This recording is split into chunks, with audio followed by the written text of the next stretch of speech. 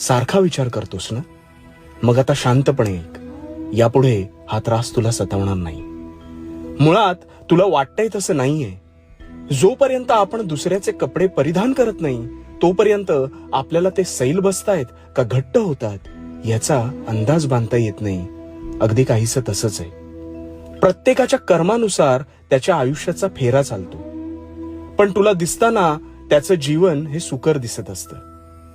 स्वतः जर साफ मनाने पुढे जात असशील तर तुला पाहून इतरही हाच विचार करत असतील. हे कदाचित तुला कळलं नाहीये. एका अपंग मुलाने एका गरीबाला धावताना पाहिलं तर त्याला वाटलं की हा किती सुखी आहे. तसेच त्याच गरीब मुलाने अपंग मुलाला पाहिलं तर त्याला वाटले याच्या आयुष्यात तर फार संपत्ती आहे, हा किती सुखी आहे. पण खरं तर दोघांच्या जीवनात दुःख वेगवेगळी होती. एकच सांगेन, तू कर्माने स्वच्छ राहा आणि स्वतः